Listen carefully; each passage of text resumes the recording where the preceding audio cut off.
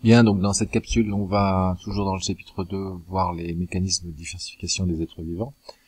On va ici s'intéresser donc à la polyploïdisation et à notamment l'exemple que vous avez travaillé, sur lequel vous avez travaillé donc en DP, avec trois espèces de triticum, donc la famille du blé, avec ici 14 chromosomes qui peuvent être organisés en bivalent en cours de prophase.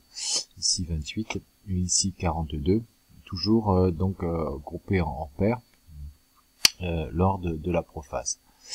On a donc, comme on le voit ici, donc quand on classe les chromosomes dans ce karyotype classé, donc on a en fait une espèce diploïde ici, avec deux lots de chromosomes. Ici, on a une espèce qui est tétraploïde, avec 4 chromosomes 1, 4 chromosomes 2. Et ici, on a une espèce qui est hexaploïde. Alors la question, évidemment, est de savoir comment on peut arriver à ce genre de polyploïdisation. Et donc la polyploïdisation peut avoir deux origines. On peut avoir une auto-polyploïdisation, avec donc une espèce qui s'auto-féconde suite à un accident méiotique, une non-division du nombre de chromosomes lors de la formation des gamètes. On a aussi, et c'est un cas assez fréquent aussi, une allopolyploïdisation, dans laquelle donc on a d'abord une hybridation. C'est ce qu'on a donc dans l'histoire évolutive du blé, où deux espèces donc se sont fécondées. Il y en a 14, l'autre a 14, avec donc des chromosomes qui ne sont pas identiques, mais le nombre est identique. On se retrouve ici avec évidemment des chromosomes qui vont être au nombre de 7 dans les gamètes, que pour l'un comme pour l'autre, suite à la réduction chromosomique, la division réductionnelle. Ce qui ferait logiquement donc un blé à 14 chromosomes, un blé donc hybride à 14 chromosomes. Le blé ici est à 28, c'est ce qui s'explique simplement par le fait que l'hybride a subi donc un doublement chromosomique lors d'un accident méiotique, et puis très probablement une autofécondation qui a permis d'obtenir 28 chromosomes. On a le même processus qui se déroule ici, donc on a 28 chromosomes pour le blé dur cultivé et 14 pour le blé diploïde sauvage, ce qui ferait donc logiquement 14 chromosomes dans les gamètes, 7 chromosomes, donc une espèce à 21 chromosomes.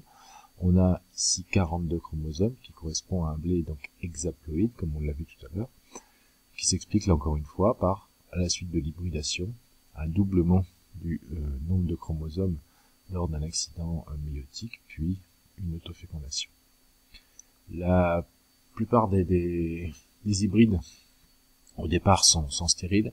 C'est la raison pour laquelle donc une polyploïdisation permet d'avoir une espèce fertile, puisque donc lors de la méiose, les chromosomes trouveront un chromosome homologue pour se disposer de part et d'autre du plan équatorial.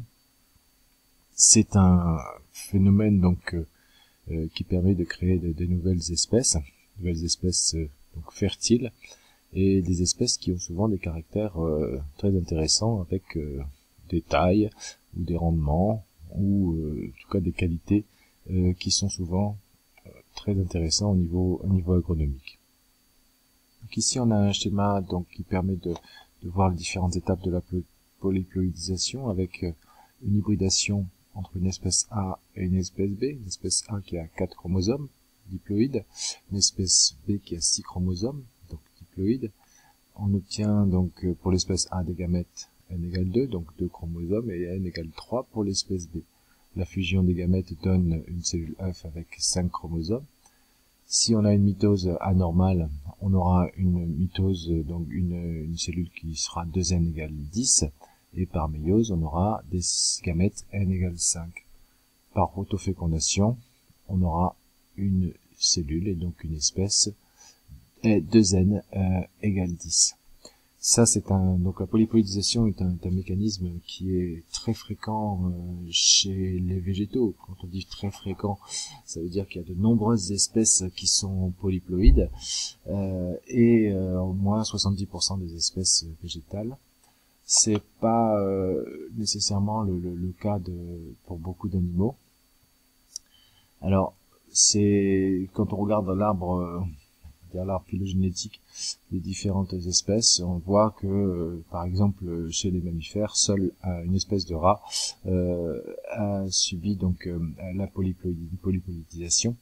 On retrouve ça aussi chez une espèce de batraciens, de poissons par exemple.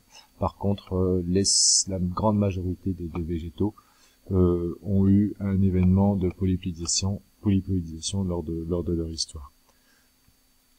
Alors, je vous ai mis ici un exercice que vous trouverez dans votre livre, avec 3 questions qu'il faudrait faire. Je vous engage vivement à le faire. Ça pourrait vous être très très utile.